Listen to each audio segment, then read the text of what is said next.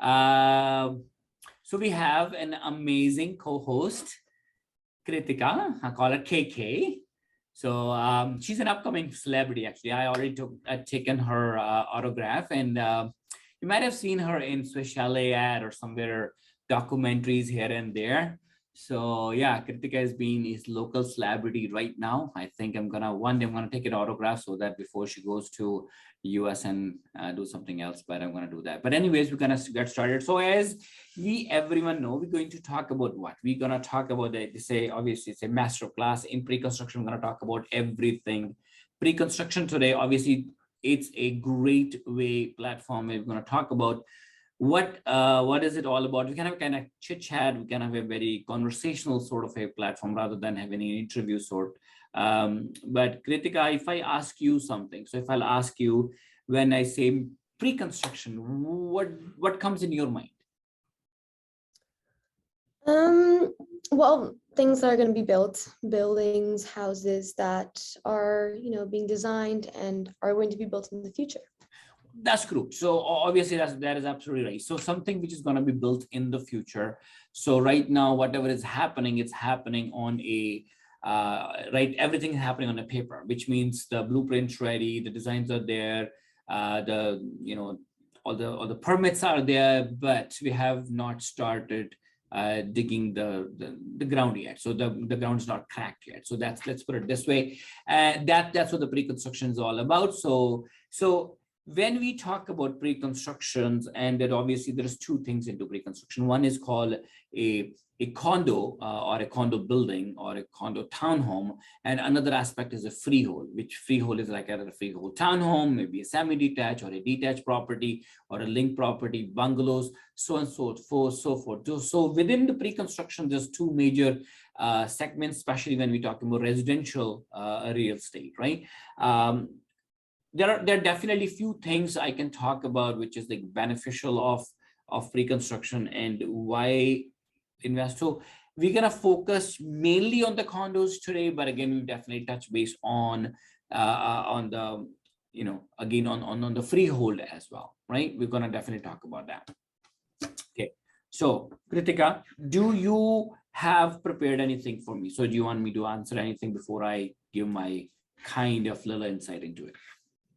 Yeah, let's start off. So what about pre-construction makes it so great to invest in? Like, why invest in pre-construction?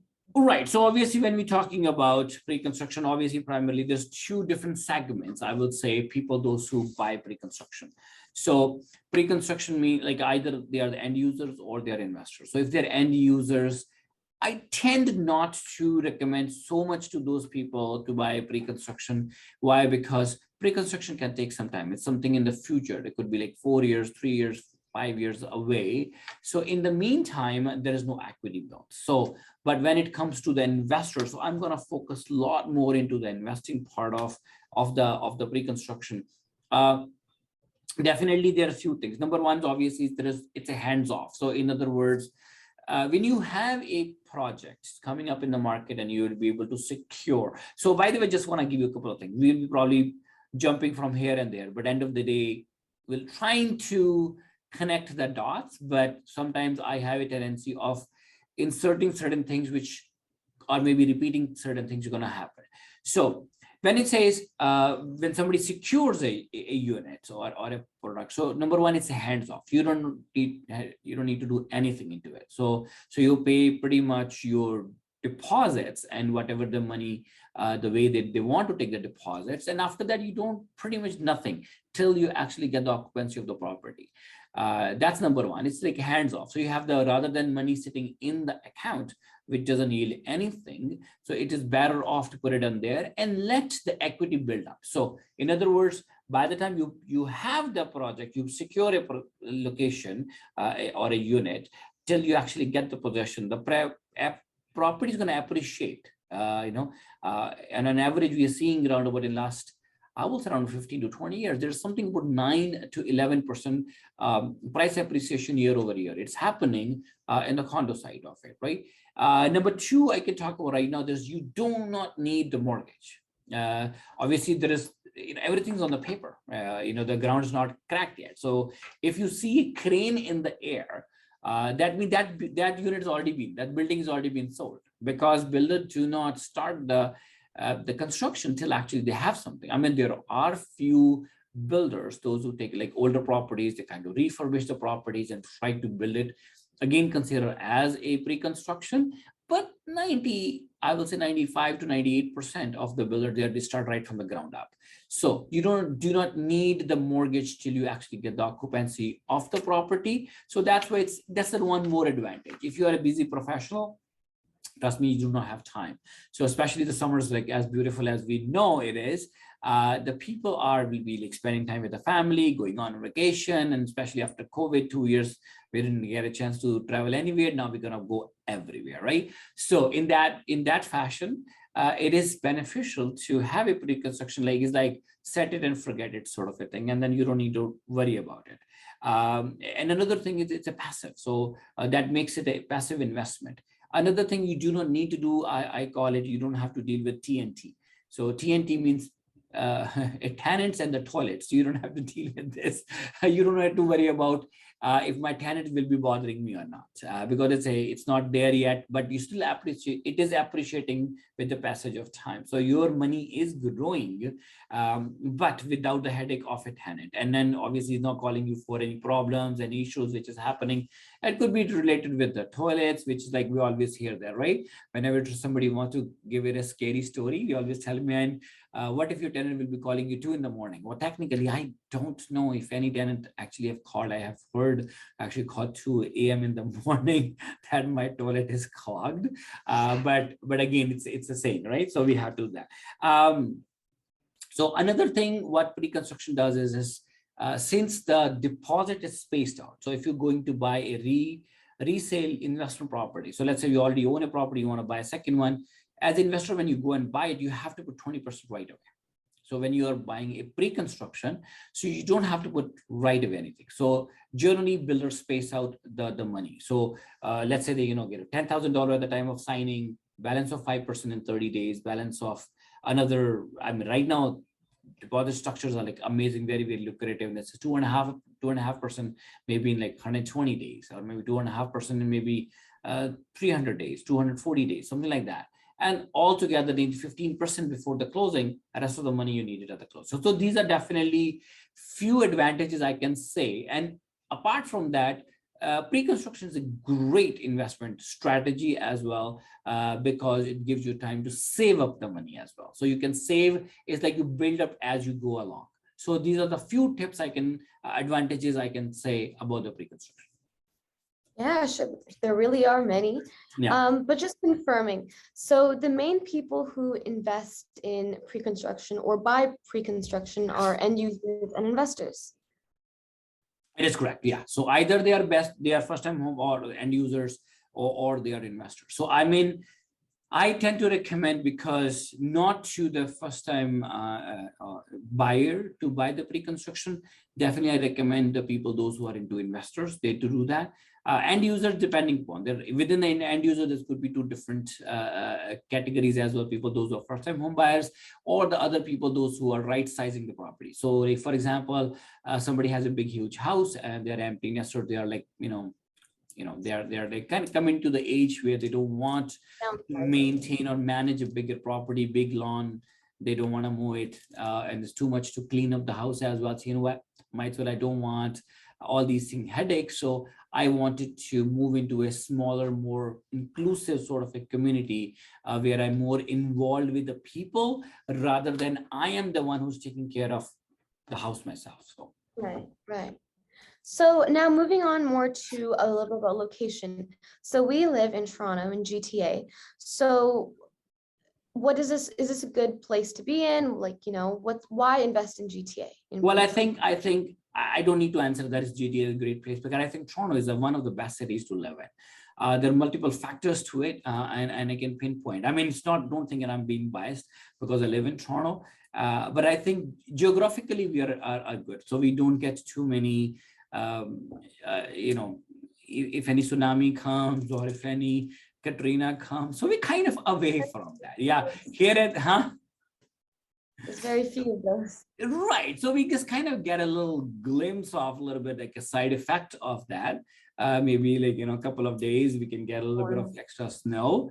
But predominantly we are very secure here. I mean, we have seen even New York is not as secure as Toronto is. So we are very, very secure place, definitely GTA. Number two, when it's look at the GTA, another aspect is obviously immigration. Immigration plays an important role, especially in the whole Canadian real estate market or the real. I mean, we have seen the GDP of Canadian GDP, like 48% consists of the real estate. It's been a huge part of it. And when we talk about immigrants, I mean, Canadian government has said, the Fed saying that around about 1.2, 1.3 million people are going to be in Canada next 3 years. Obviously, immigration, they're speeding up a lot of other things. They're, TR to PR and point system and, fast track and all kind of things are going on. So within the people, those 1.2, 1.3 million people are going to come. Around about 60% of people are going to land up in GTA.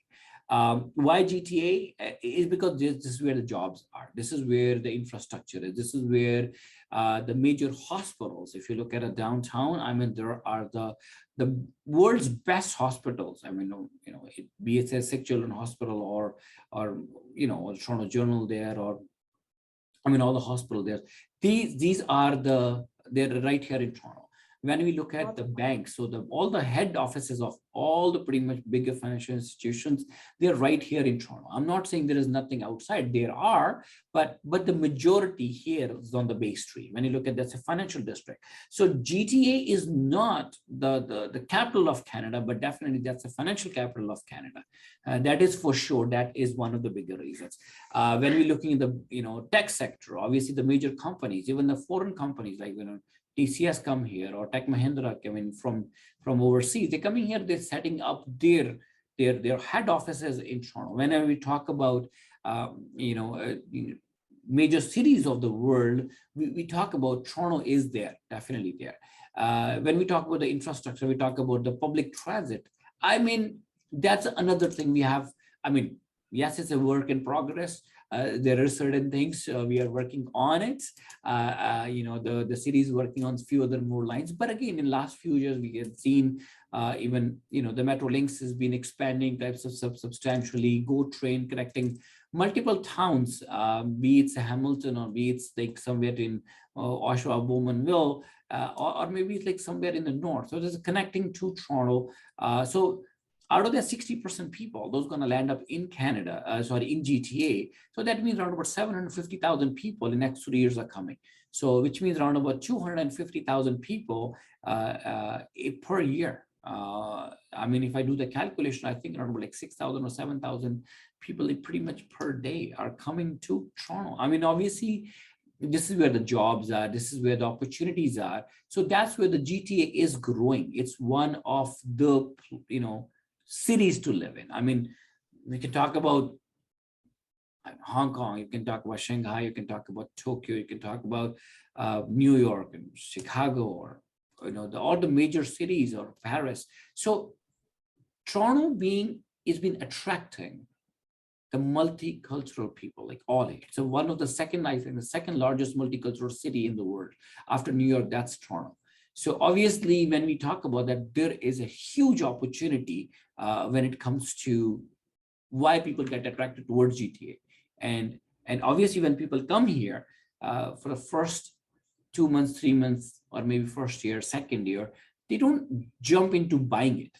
They just go into renting the property. So obviously, as an investor, when I'm looking at investor, does it make sense to invest in GTA? Answer is absolutely yes. It does make sense to invest because the good old saying is you fish where the fish is, right? And then if you're looking to invest and grow your money, this is the place to invest the money, right?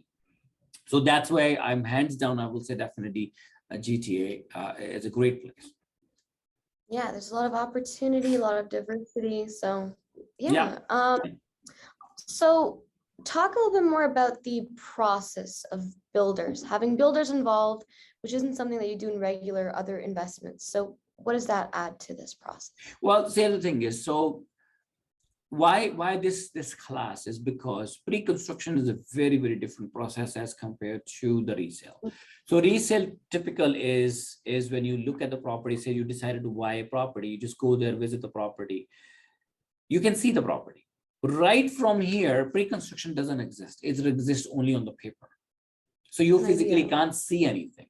You can't touch and feel. I mean, other than it's a resale, it's a dwelling is already into existence. You can go and touch and feel, you can look at everything. When you talk about pre-construction, like everything is in the air, nothing like you'll be able to touch. All you can see, the paper finishes are on the paper right here, you can see it.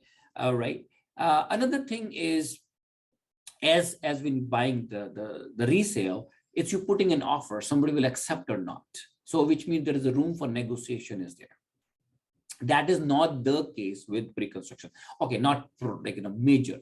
Can you still negotiate a little bit with the builder? Absolutely yes.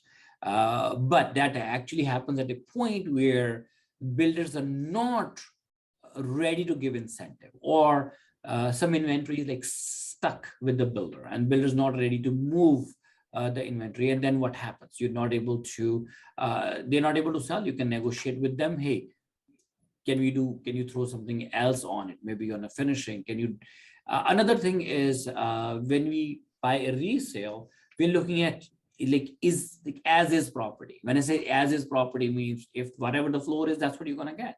You can get a home inspection now if there is a deficiency in the property, but you can't say the seller, hey, I don't like the color, can you change it? I don't like the cabinet, can we change it? But in the pre-construction, you have a choice to upgrade, and the builder does it. Obviously, it comes with the cost, but you can customize the color, you can customize, I mean, to some degree, not like everything, but to still large extent, you can customize the interior like of the property, you can do that. But however, one thing is ultra important in the pre-construction is the allocation.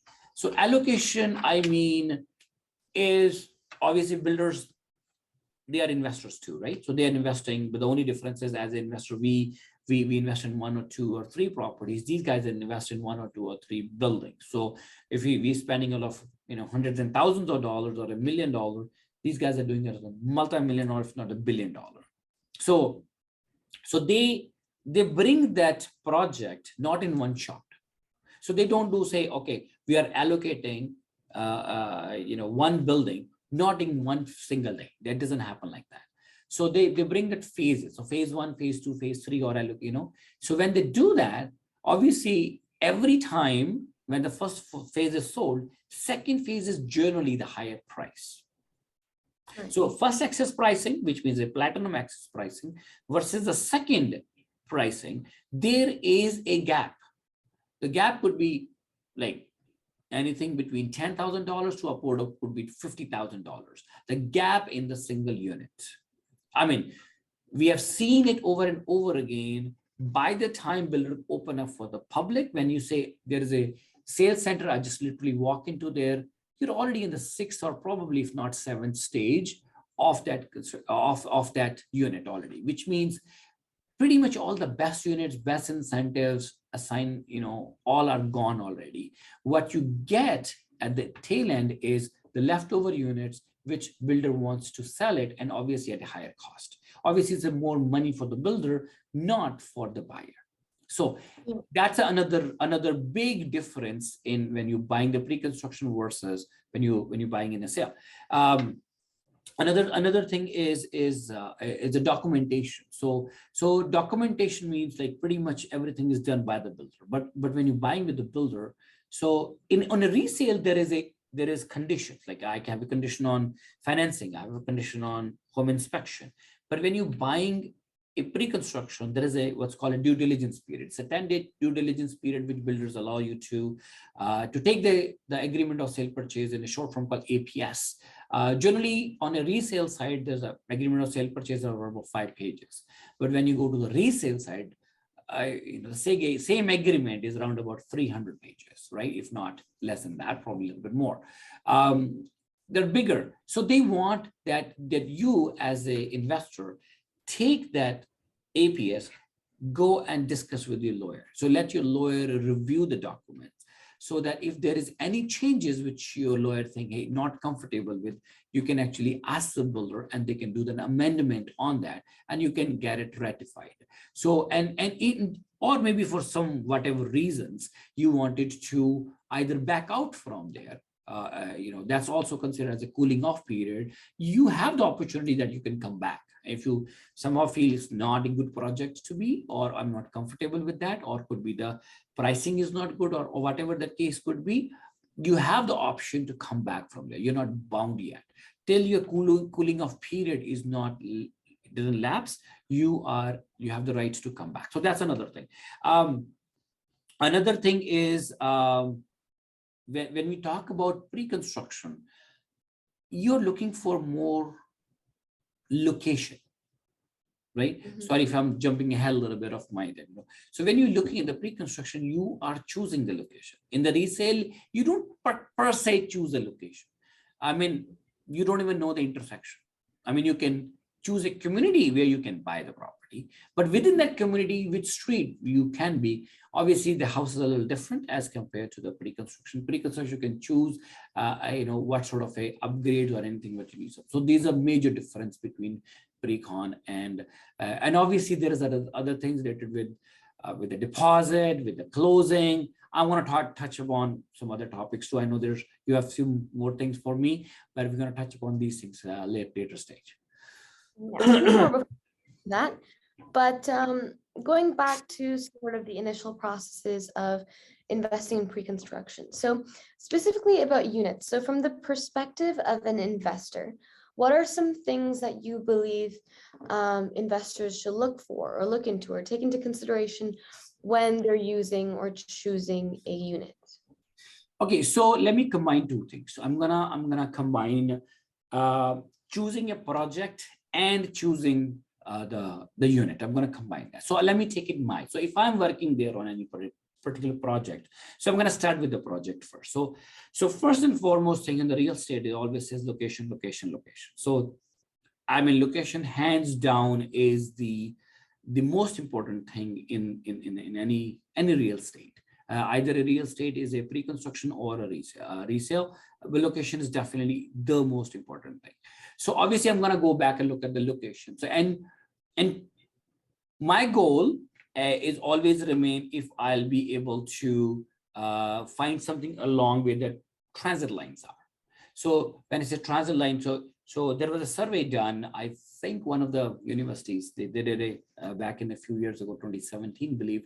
So they said on an average, the properties which are much more closer to the transit line, they appreciate over around about 11 to 15% more as compared to the property those just one block away. So obviously there is a enough weightage given to the location. That's number one. And number two, when you're looking at the thing is if that's built up as a master community or not. So when I say master community, what do I mean by that? So master community has everything. With that means it has a residential element, the commercial element, retail there. There is so in a master plan community, there's like not all three, sometimes all three levels of the government, but majority like two levels, which is municipal and provincial government. They kind of invest the money in. Why? Because they wanted to develop that infrastructure in that particular neighborhood, that particular pocket. They wanted to do that, right? So which means they wanted to build like let's say a master plan community may have a library inside there. They may have a community center in there. They may have a public park being in there, and they may have a different school is being built there. So allocated school in that particular neighborhood for that as well. As you have seen that probably in any newer development, you see there's schools in between. And the schools are done funded by the provincial and the municipal government, because that's not the builder takes care of it, right? So this is second thing to look into it is if this development is a master plan community or not. Obviously, number third thing what we look at is the builder. What's the reputation of the builder? Have they been, how long they've been in the business? Have they built some successful units? They've been have a successful completion of the projects, and how long they took were they like overly spread out, and how their finishing were. Obviously, that you come to know their craftsmanship later on, and how the work was done. Number two, at the time of closing, were they very heavy on their charges? Obviously, another thing is different than pre-construction and resale is the developmental charges. I know we can talk about that later as well. The extra charges, the closing cost attached with the pre-construction, a little bit higher as compared to the resale, because resale HST is included in it. Whereas when you're buying a pre-construction project, HST is on top of the price. If you are an investor, if you're an end user, yeah, it's already factored in, because builders generally assume that you are the end user, hence they have taken the enough grant from the CRA. Okay, so I'm going to come back. I'm not going to go on there. So I'm going to come back. So talking about the builder. So location first, master plan community, number two, number three, we're going to talk about the builder. And obviously within that builder, we're talking about the building itself. How's that building? Are they bringing some, how they call it a walk score, right?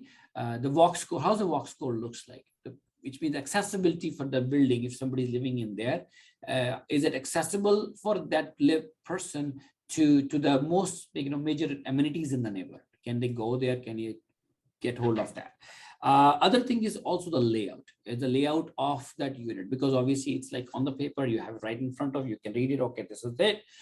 Is that layout looks functional to you or not? It is most modern, because back in days, if you find older properties, there was space management was not the thing. But when we're building a much smaller, newer units now, obviously they are putting their best foot forward to save every inch in that property, right? So that's important to know. Is it the layout is functional or not? Floor plans are great or not? I am not a big proponent of like a lower floors. I'm not of a higher floors. I kind of like mid to high floors, and there is a reason to it. Because as an investor, one thing you're gonna keep in mind, if your goal is end of the day to break even, so which means you rent out the property and somebody else is living in there, is that rent able to cover your mortgage, your property taxes, and the maintenance or not? If you're buying a property with a unit which is very high on the floor, obviously you're paying the floor premium. So your goal is not to spend too much. I mean, yeah, penthouse is bigger unit. It has a little bit higher floor. Yes, absolutely looks great. However, from the investment perspective, when you think about, okay, if it's one or two, yes, no problem. But if you're doing of a major, you wanted to scale up bigger, then obviously you need to have a little, which called, sweet spot in between, where I should be. So that's another thing you need to be a little vigilant about. Not too higher of a floor, not too low floor either. Why? Because obviously there's no point of having a property or a unit at a lower floor and there's no view to it. Right? There's no view. All you can see the garbage cans or people just walking on the street and honking. That's all they're doing. If this is what you're seeing, I mean, yeah. So, I mean, that's not the best. You know what I mean, right? So that's another thing. Another thing is the rental. I mentioned a touch points called the rental is, right? So you're going to keep, as the data is available for the sold units, same thing, there's a data available also for the rental market also.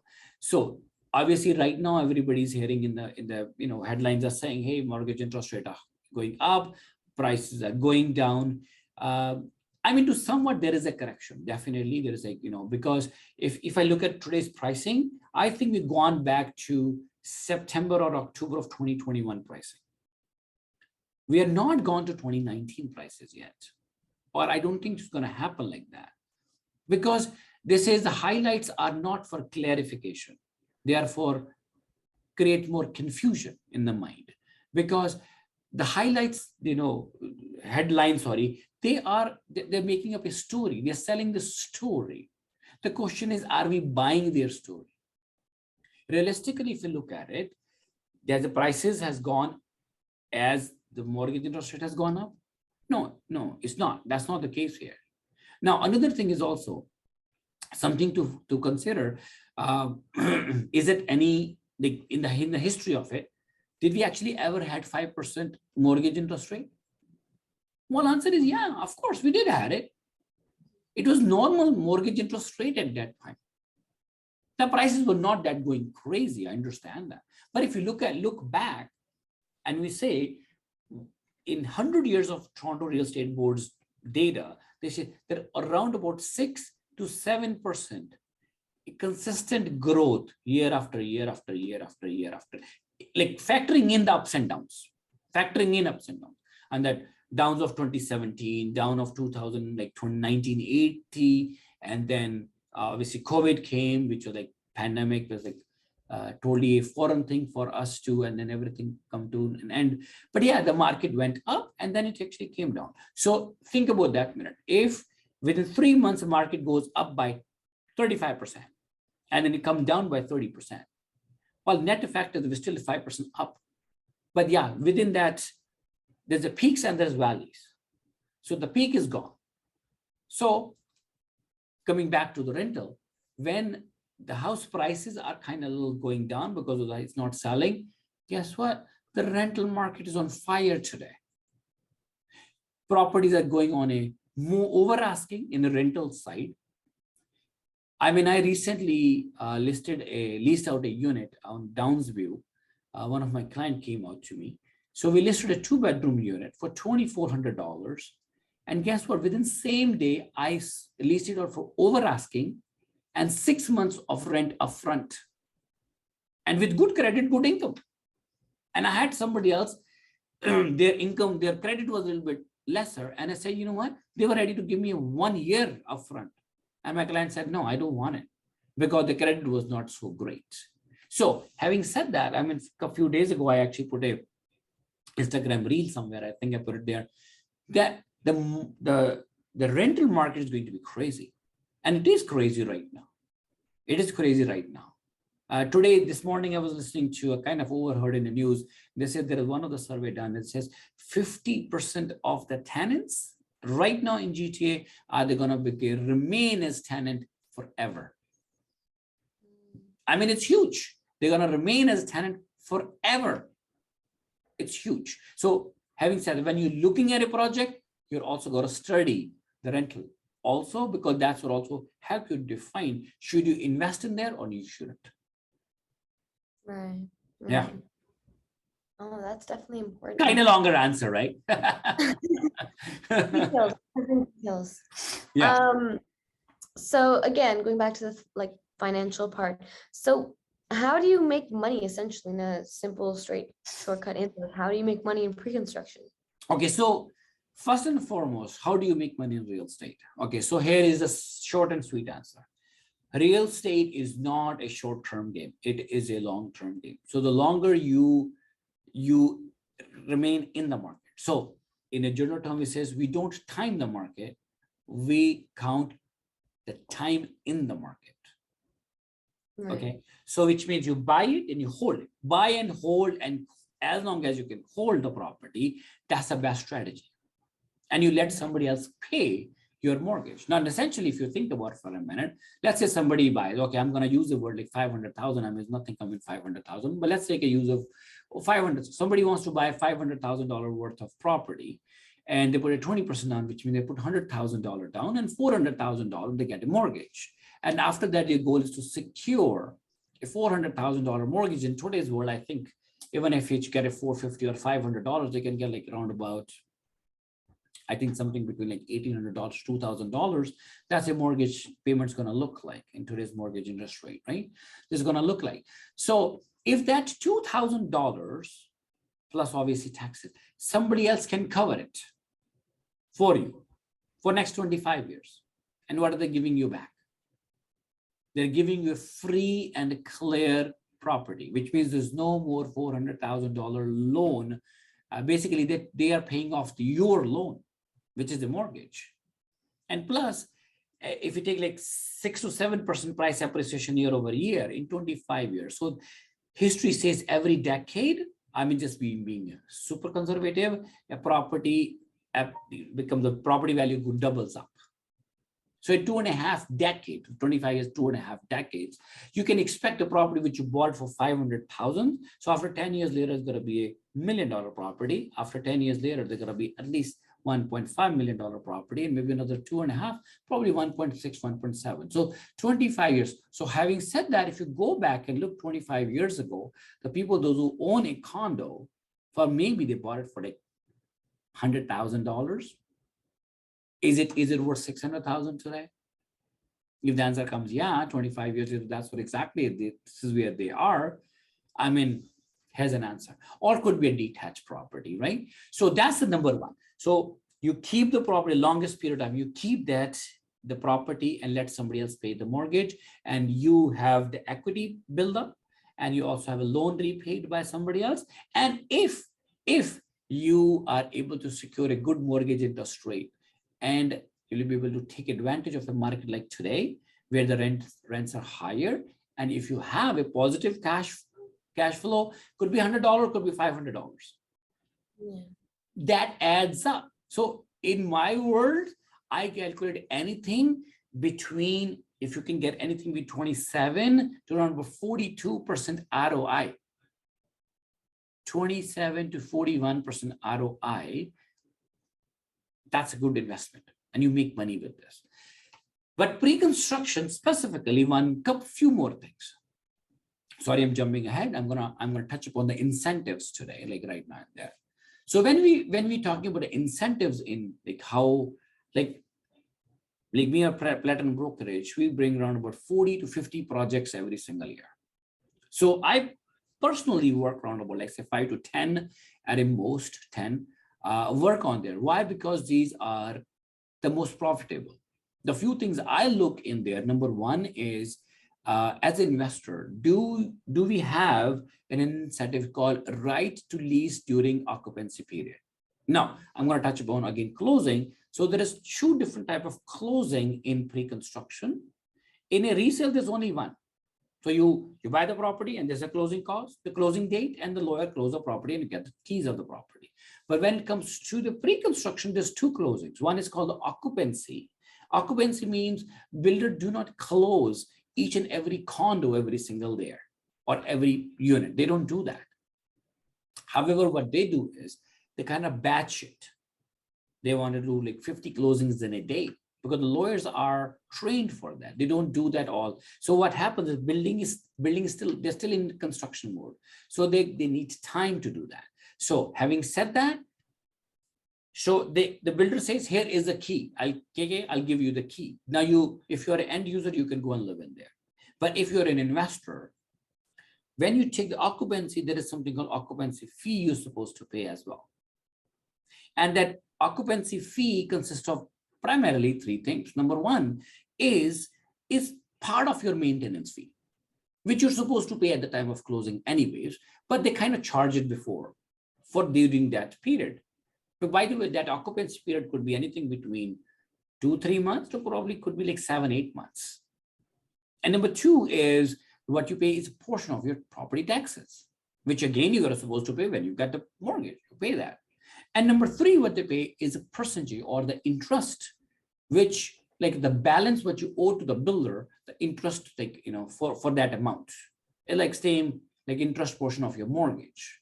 So this consists of these 3 things. So which means it's a cost to you every single month. And if you're an investor and you don't live there, guess what? You are negative every single month for equal to that amount.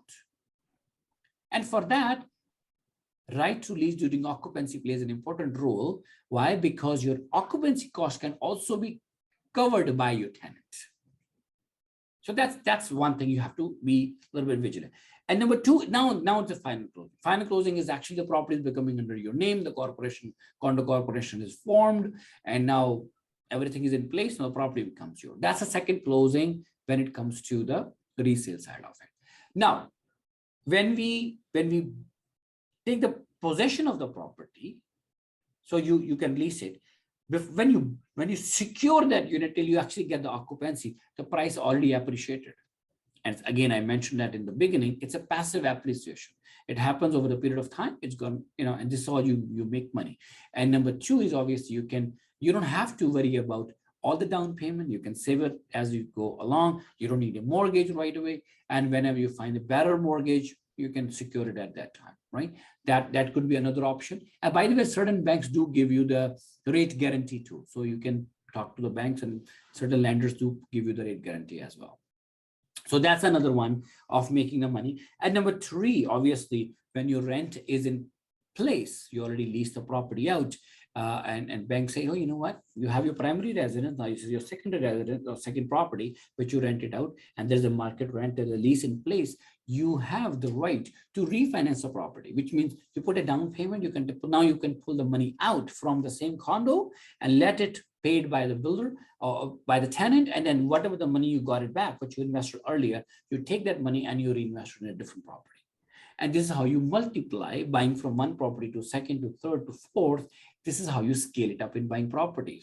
Yesterday, I was actually, I was in a webinar, and somebody says, I thought I have like 10 properties and I own, around about like $5 million worth of my net worth. And he says, it made me humble when I saw somebody who said, I own only 1,100 properties and I have over, I believe they're saying like 900 and some $900 million worth of net worth. He said, he just humbled me out just by that, because somebody was able to invest and take the money out to reinvest, and take the money out to reinvest, and take the money reinvest. Again, it's not all the work they're doing themselves. It's a system they build up, and the system is working for them. So this is another great way of, I will say, making money in real estate. Did I answer that? Long one? Yes. You actually answered a couple more questions, extra questions as well. I know. I kind of jump in ahead of what you said, because you know that, because in my mind everything is connected.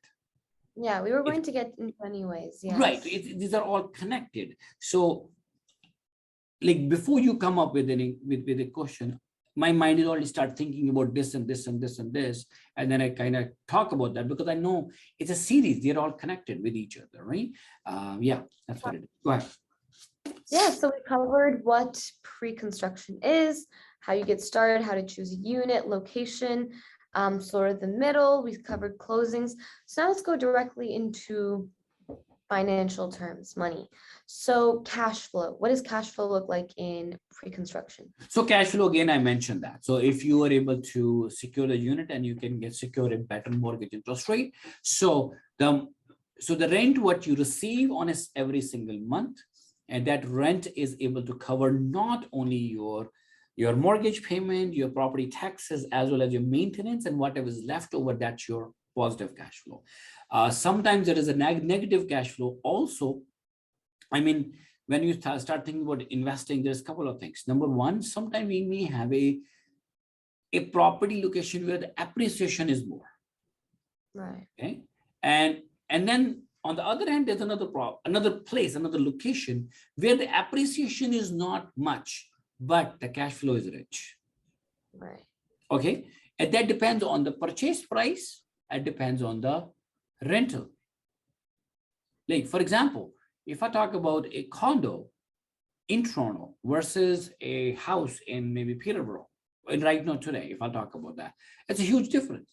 If you buy a house, let's say apples to apples, if you buy a house in Toronto or you buy a house in Peterborough, obviously your purchase price will have probably $400,000 to probably $600,000 gap for the same type of property. But the rental, if you're able to get a rental for that, let's say 3-bedroom townhome in Toronto, if that costs you $1.1 million, you can buy a semi-detached property for like under like $700,000. But then you can rent out this three-bedroom townhome in Toronto for, let's say, $2,800. And then you can Peterborough, you can rent out for $2,200, $2,300. So that the rent gap is not huge, but the purchase price is huge. So it also depends on where you buy. Now, if you buy that in Toronto, obviously the price appreciation will be more. But if you buy that in Peterborough, the price appreciation will be a little lower. So this is another thing when you, as an investor, you have to keep that in mind, that when you are buying a pre-construction or you're buying a resale, there's regardless, one thing is for sure, you got to look at location matters. So are you long-term thinking about building the equity or cash flow? I think both are required, but in a moderate form. But end of the day, what wins is the equity. Because Right. equity you can pull back and you can reinvest and to buy more properties. But with a cash flow, you can get like a, let's say even $400 cash flow every single month after paying out everything. But in a year, it still be like $5,000. Whereas if I say a property which is like, you know, let's say $600,000 and it appreciates around 1.5% to 2% more, so that's giving me $12,000. So $5,000 versus $12,000, the equity still wins. And this is the premise of the real estate investing, is to build an equity in a long period of time. That's what I say, the real estate is a long-term game. It's not a short-term. We are unlike day traders. We're not, okay? Speculation is not a good idea, but definitely a plan and to invest very strategically, it makes sense.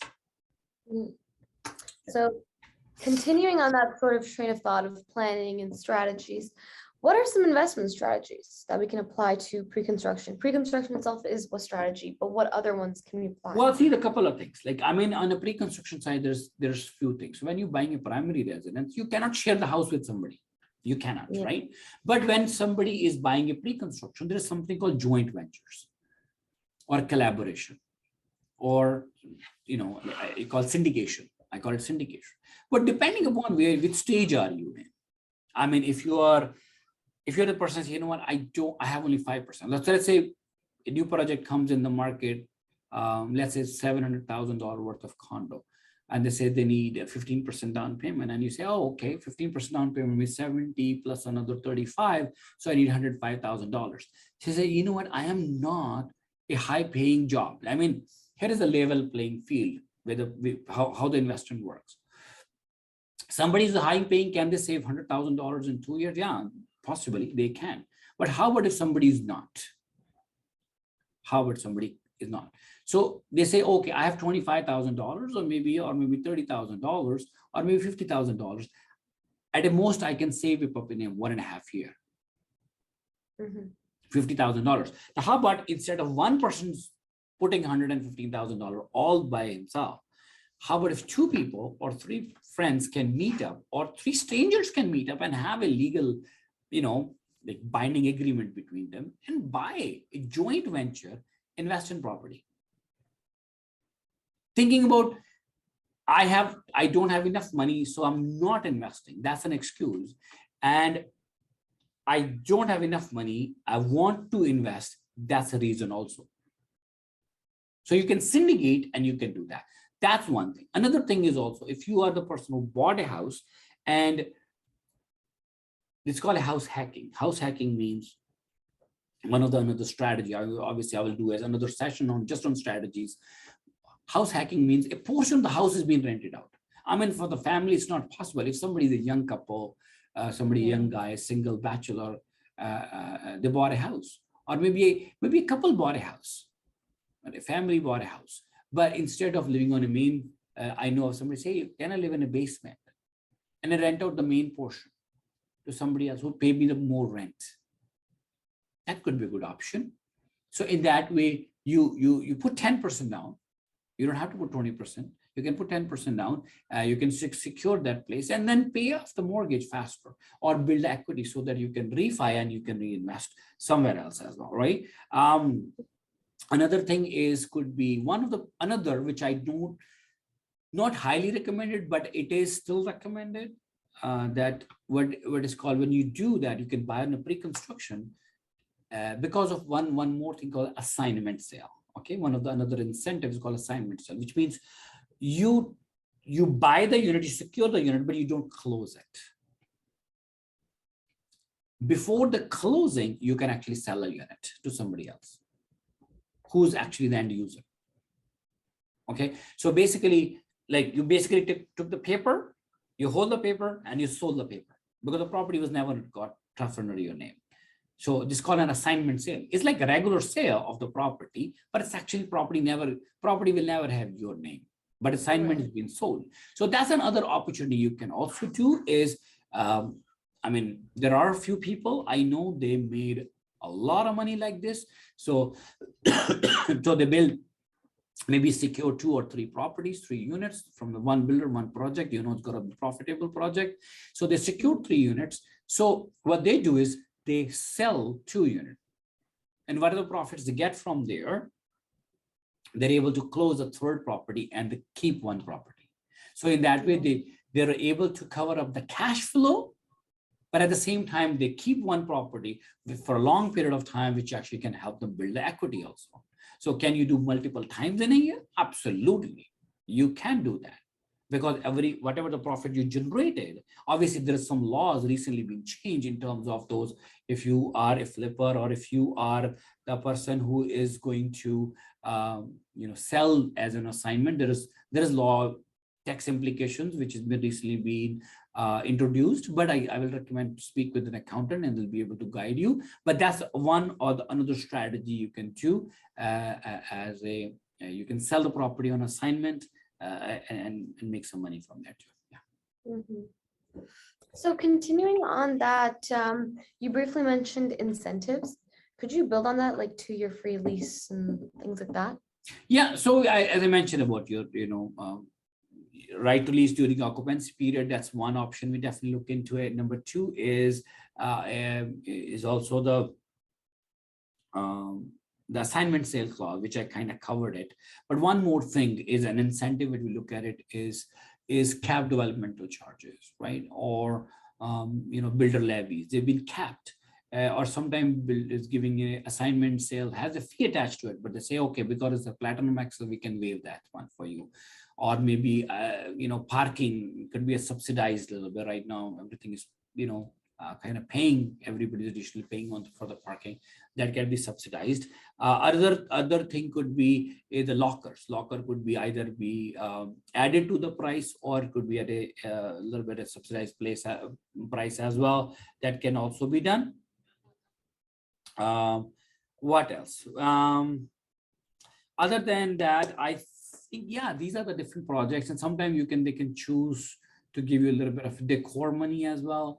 But right now I'm just working on this project. I'm going to talk about a few projects, take a couple of things when you're working on this. Some builders are giving very, very aggressive in terms of deposit structures, in terms of the finishes, in terms of the upgrades at the property, as I mentioned earlier. So they're kind of throwing the money. Okay, if they give an incentive, you can actually buy from us, and we'll give you that incentives. Yeah. Right. So let's cover the tail end of the entire investing in pre-construction procedure. So closing costs. What are the major costs that investors should be aware of or prepare for? Yeah, so great question for that. And one thing I want to talk about the cost, I also talk about the deposit as well. So deposit, I mentioned a few times, the deposit kind of secured. How's that secured? When you're buying a condo, anything related, whether a condo townhome or a condo apartment, so the money goes into a lawyer's interest account. So technically the money doesn't go to the builder. It remains in the interest account until the property closes. Okay. So your money is secure. So because it's not in builder's hand. However, if you're buying a freehold property, the money goes to the builder. And then I get to hear that how about the builder kind of cancels a project or stuff like that. What happened with my deposit? So Tarion is warranty is one of the organization in Ontario, primarily major, like pretty much every big builder is registered with them. So obviously Tarion is giving a warranty of the property. So we heard about Tarion warranty, like 30-day warranty, 1-year warranty, 5 years, 7 years, 10 years, so on and so forth. So they give a warranty. So in the Tarion documents, they mention about how your money is secured, right? They talk about when it comes to condo, it is condo secure because that's an interest account. But when it comes to the closing cost, again, is as I mentioned, so pre-construction is a little different as compared to the sale, resale.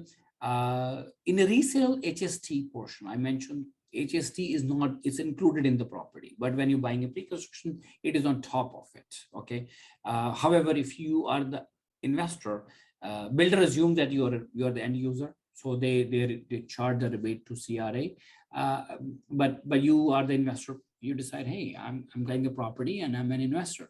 So at the time of the closing, you get to pay the HST portion. I believe there is like 24, 26,000, something like that. There's a cap to it. So now you pay upfront. But if you'd be able to secure 1-year lease agreement with, obviously with a tenant, like legitimate one, then you, through your help of your accountant or a lawyer, you can actually go back to CRA and you can claim that back. CRA does deduct a little bit of admin fee, but pretty much a major chunk of the money comes back to you. That's an HST portion of it. Number 2 is developmental charges or levies, because whenever any subdivision is built, so the city has to arrange a lot of things. Like, for example, new utilities need to be set it up, like, hydro and gas and well and, Rogers and so on and so forth. But at the same time, they also have to do some community things also, like maybe a bus route, maybe a community center, maybe a school needs to be opened up, or maybe they have to create a garbage pickup, a route gotta be changed. Postal codes need to be set it up. So there's developmental charges, there's levies, there is like parks levies, there's been charged on it. So be vigilant about that. So when we speak with the builder, project we promote, this is the developmental charges are capped, the builder levies are capped, so they don't charge you more than that. So beforehand, how much are they going to charge it. But you have to have the provision of that money in your account, in your hand, when you're going for a pre-construction part of it. And also when I talk about the closing, or touch upon that, there's going to be 2 closing. One is an occupancy closing, one is called the final closing. So obviously you have to maintain, because the lawyer will charge a little bit extra money, because it has to do a little bit of work extra, right? So they're gonna do that. Other than that, I think there is like Tarion has to warranty, they got charge a little bit extra because the warranty needs to be registered and so on and so forth. Lawyer fees still there. Yeah, so these are the things gonna be taken care of it when it comes to closing cost. Awesome. So I believe we've actually covered pretty much all the major I topics. think I covered pretty much anything. I'll Yeah, open we up the definitely floor. shedded some light and got some clarity. Yeah. So now it's an open chat. Anyone has any questions? It's an open chat. Now's the Yeah, time. apparently we see the number of people to register. They're still, I think they're having a dinner, or maybe we're done with this. Probably that's all right, but that's okay. You know what? I'm glad that you guys came up. And then if you have any question, let me know. You can unmute yourself, or actually we can unmute everyone, right? Can I? Oh, we have a hand up. We have a hand up. We have a hand up. Okay. All right. You can. Sorry, dear. Can you please unmute yourself?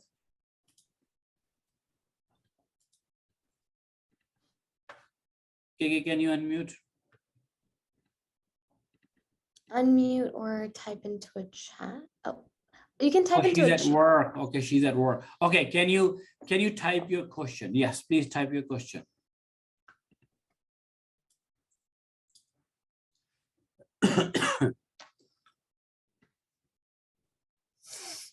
Can you type your question?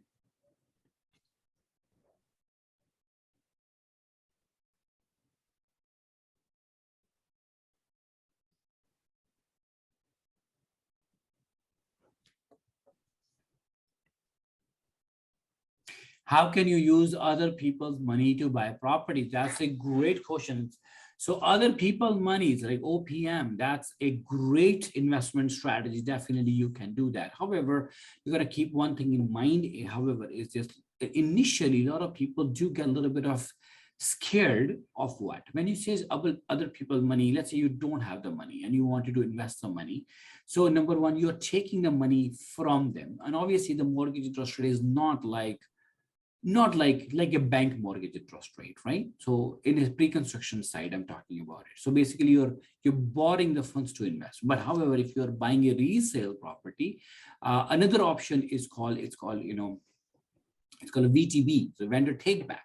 So vendor take back mortgage is another mortgage which is like acts as a down payment. So it's, for example, let's say you're buying a property I can talk. It happened major in the on the multi-families or commercial stuff like that. Let's say you're buying a property worth of $5 million. In that situation, what happens? You seller kept the property for 20, 25 years, 30 years, something like that. You can go back to saying, what can you give me 20% now? Can you give me a vendor take back of 20, 25%? So they said, okay, I'll give you 25%. That's the thing. You can go and take a mortgage, commercial mortgage on the property. But that 20%, 35% what you have taken, they are more interest. Obviously, they're not going to give you for free. They're going to charge you a little bit extra. So probably higher than what the bank's going to give you. So you're going to take that, but for a period of time with an anticipation that the property is going to appreciate, or you're going to do what's called a forced appreciation. Okay, there is something called a BRRRR strategy. BRRRR, 4 times. There's something called a BRRRR strategy. So that strategy also uses this, which means if you buy a property, which is like kind of like a fixer-upper, and you buy a fixer-upper and you buy that on cash, but you buy that on from a private lender, and then you invest the money, you fix it, you flip it, and by the way, when you flip it, you make the money of it. By the way, from January 2023, there is a anti-flipper taxes coming up, which you gotta be a little bit careful for that. So, but you have to be vigilant about if you're buying a commercial property that OPM can be used, other people's money can be used to buy the property to scale up. So vendor take back, that's a great way to do that rather than taking an equity lending. So equity lending, you're still putting the money down from your money, from your pocket, and then you're taking the the equity lender's money. So instead of that, vendor take back is a great option. That is, I'll highly recommend. I hope I answered that. Do you have any other question there?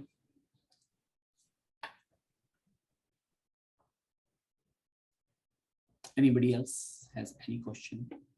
Any questions at all? So, so Neeraj, I have a question about assignment sale properties. Yes. So for assignment sale properties, so do we just have to pay 20%, right? We just have to pay 20%, and right before closing, we have an option to sell the property. Is it? You are right. So what happens is, so let me take an example of a couple of live I'm going to talk about. So right now, you guys can see me, right? Yep. Okay, good. So the reason I'm saying is because I just switched it over. So right now we're working on a couple of projects. Okay, so there are some. I'm going to talk about freehold projects. Right now there's like different towns that are within Ontario, out of Ontario. I'm talking about like Edmonton as well. So right now I have 2 projects that are in Edmonton. One is called Midtown Edmonton. One is called Pivot Edmonton. So the one good thing about the Midtown Edmonton, which project is right now going on, so they are building what's called a condo townhome. So they're actually not condo, they're townhomes, but they're like POTL.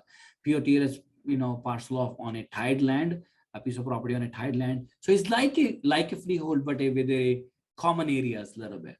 So just to give you an example, so they are selling a 3-bedroom plus flex townhome around about 1,600 square feet, like 618 square feet for $539,900. But then the good thing about them is they are doing the lease guarantee. They're guaranteeing the lease for 2 years at $2,150 for that unit. But at the same time, they're also giving what is called a right to lease during occupancy is going to happen, but assignment as well. So if you want to sell that, you can sell it as an assignment. You can do that. But their deposit structure says you're going to pay $10,000 with an offer, balance of 5% in 30 days, balance of 5% 120 days, and then 2.5% in 240 days, and 2.5% in 375 days. And balance will be time of the closing. But if you are selling the property before it closes, you just put 15% down only. Only 15%. Okay. Only 15%. But when you sold it to somebody else, to a new buyer, to actually the end user, what happened is that you recover your down payment, first of all, and then maybe a portion of the profit back from them. So let's say you buy this unit for, $539,900, say $540. So by the time in year and a half, you say, okay, I wanted to sell it. Can I sell it at, like, let's say with 650? Okay, so you're making $110,000 profit. So obviously there is certain selling cost attached, but after that closing cost, that let's say you're still going to make around $60,000-$70,000 profit on that on that unit.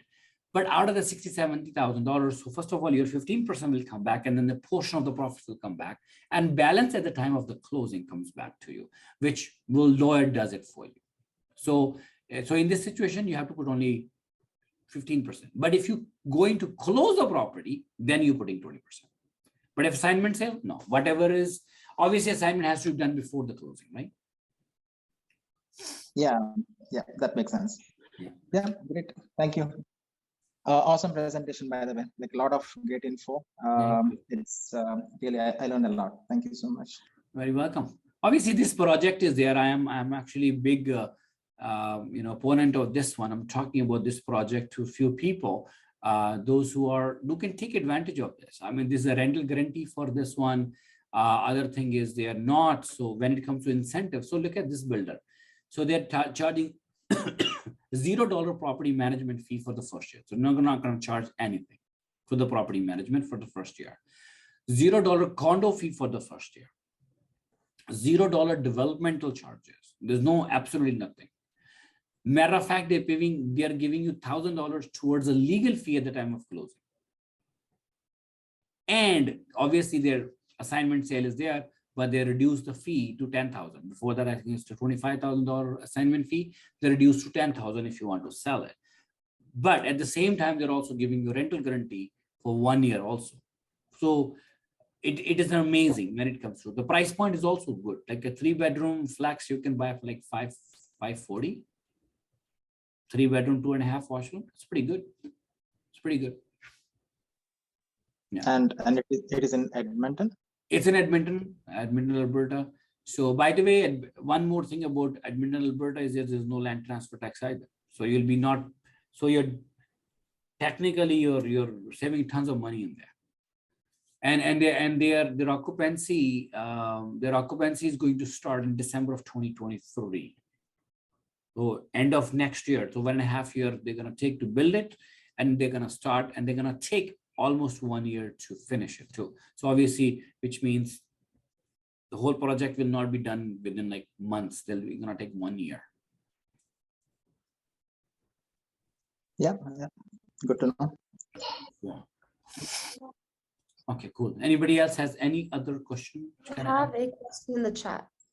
Yeah. Do you know the company that offers OPM? I'm thinking to switch from pre-construction to buying an old house using OPM. Any advice on that? So having said that, OPM is not per se for the company. I think if you're thinking about the OPM and going back to, think about taking a vendor take back. Vendor take back is a mortgage. So for example, if you're thinking about buying an older property, obviously I can talk to you a little bit more in person. So let's say you choose to work with me and we work. So guess what? I'm gonna go and talk to the seller and I say, you know what? Can you give me vendor take back for 2 years? On behalf of you, obviously. And then you show that 20%, or which is a vendor take back, to the bank and take it 80% of mortgage on that property. And then 2 years from then, you can refinance your own property. Obviously, price will appreciate, whatever the payments which you have made, it'll build up some equity. So you can take the equity out and then you can pay off that, the vendor take back, the OPM. You can pay that off. And guess what? From technically, you have a $0 in the property for whole time. All you have to do is what? Some processes. Take the OPM, establish a mortgage, refi, take the money, pay that OPM, and you're done. And you can go and redo the whole thing again with the next property, if you think about investing portfolio. Did I answer? You're very welcome. All right. Anything else? Anybody else? Esan, you have any question? Pre-construction, of course, like, most projects have 3 to 4 years time before the possession can be taken, do you think like going in a little late is a smart move, or going early is better? Because maybe like the project's already sold by the time early on. So what is the right time to enter into a pre-construction? Right at the time of announcement? Well, see, the thing is that obviously when you're buying the project, is the first point, the first pricing is always important. So as the longer, so more phases comes out, the higher the price gets from the builder side. Builder makes more money on it, right? But when it comes to, should I choose to go a longer closing or a shorter closing? It depends on the financer. It depends on the market. It depends on what you're going to do. If you, let's say, for example, I'm talking about this townhome. Townhome is going to take 1.5 years to build. But if you're talking about any building, okay, so there's like a couple of projects in last, couple of days, I would say, is being launched. So I am talking about right now, recently, the most, the newest project which is being launched, I believe it was done yesterday.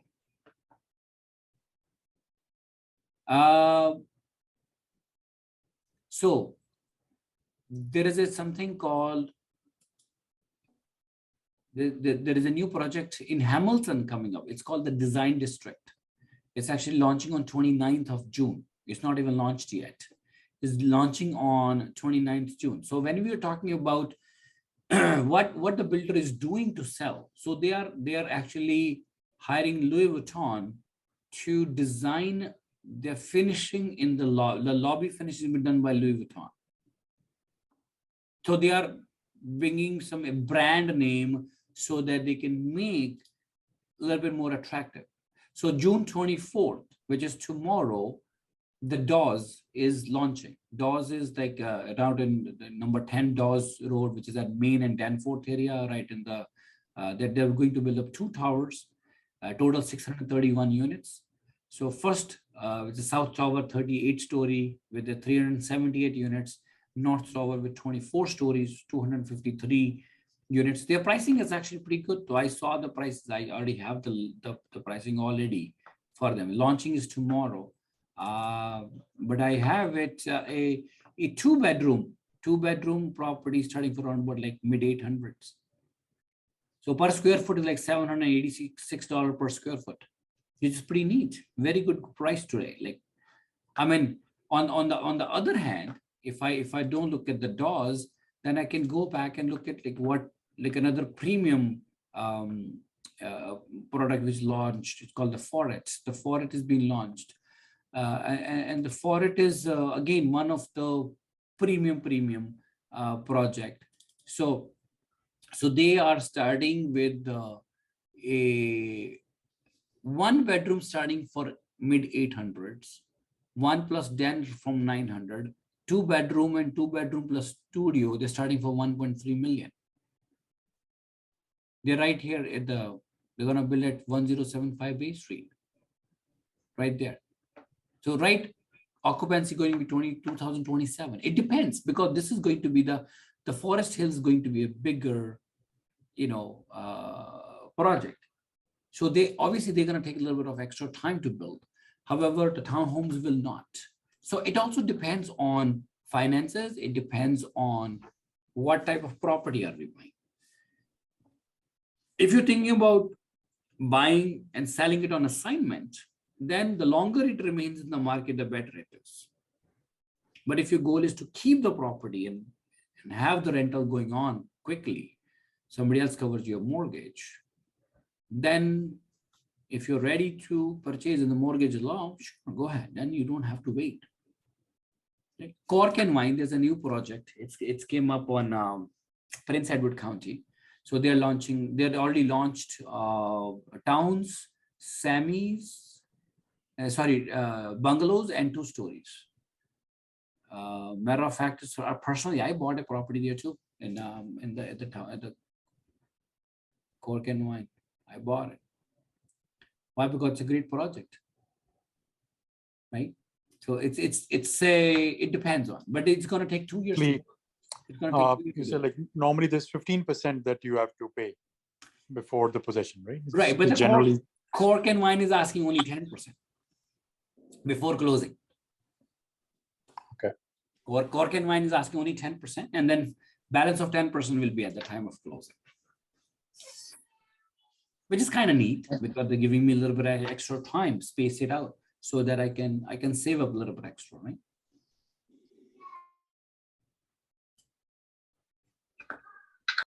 Cool. Anything else? I think we are good, pretty good with this. I think we have taken enough time as well. If no more questions coming up. So, but anyways, if later on, if any question comes up, let me know. I'm just a phone call away, and we can talk about it. I don't know how to pronounce your name. I think your last name is Koku. So so let me know what your thoughts are. I know right now you're at work, so give me a call later on, and we can chat. I can help you how you can buy a resale, not like a pre-construction, but a resale, and you can do the vendor take back mortgage, and then how you can do that. You can do OPM and then build a business. But I will love to have a discussion with you. I think I have your number. You have my phone number too. Then we'll definitely can talk about it. Oh, what is the phone number? So I can type my phone number in here. Okay, 647-282-8078. I just text my number is there. You can give me a call. So when you're off work, and then we'll be able to talk freely. And yeah, but anyways, thank you very much. Hopefully this was a little informative for you guys. I know I'm just wondering, some people are still having a lunch or dinner, what's happened, but it's okay. No worries. So we have quite a number of people actually registered, but I know they're gonna come back later. But that's all right. But hopefully it was informative for you. If you guys have any question, and I mean, a lot of people, I do one last thing I want to say. A lot of people do ask me about, is it a good time to buy? Well, here is the reality. Right now, we are at a point where the mortgage interest rate is on the rise and the house prices are on the decline. So is it at the bottom decline? No, we are not. Is it a top high on the mortgage interest rate side? No, we are not. So we are right now in the middle. So we do not have, I don't like either end. I don't like extremes. So when it's extreme, I don't like it when the mortgage interest is like completely higher and the price of exactly at the bottom. What does that tell me is I'll be end up paying more on the mortgage interest side. But if it's on the other way, the mortgage interest rate is like very, very low, which was before, and the house prices are like right at the peak. I still don't like that because that's not a sustainable growth either. So I think right now where it is, we are either this, not either this. I think we are right here somewhere. And is it a good time to buy? I think so, because we are shifting. So watch that. One side is the mortgage interest rate, one side is the house prices. I was actually in the meeting this morning. While we were in the meeting, we were speaking with Tim Hudak. Tim Hudak is a CEO for Ontario Real Estate Association. So I was there in the morning, and so somebody was asking him. So by the way, yeah. So this is me, and okay, I don't know if this show it or not. Yeah, this is me. Or Tim Hudak. Oh, Tim Hudak is somewhere right at the back. Okay. I thought it doesn't show. But anyway, so Tim Hudak was saying that, is it a good time to buy? And I said, if I have to give my children an advice, I think this is a time to buy. And he said, because the market is not rock bottom, the mortgage interest rate is not at the peak. So can that mortgage interest rate can shift in the future? Chances are maybe later, probably tail end of the next year, we may shift, come back. This is what he mentioned, and I believe it's somebody who's actually knows the market, way better than us, because we study the micro market, we study from a sales perspective. He talks and have a discussion with not only with the economists, with the people those who do marketing, with the planners, with the builders, with the city councils, and also with the mayors, and what are they planning to do in terms of the infrastructure, in terms of pricing, in terms of economists talk about which direction economy is going. So obviously he has a bigger perspective to it. But anyways, if you have your thoughts, we'll definitely love to hear. Let me your thoughts and we'll talk soon. Anyways, thank you very much. If nobody has any other question, then I think we can stop it here, and then we'll talk soon. Well, thank you very much, everyone, for coming out, and we'll talk soon. Have a good one. Bye. Bye.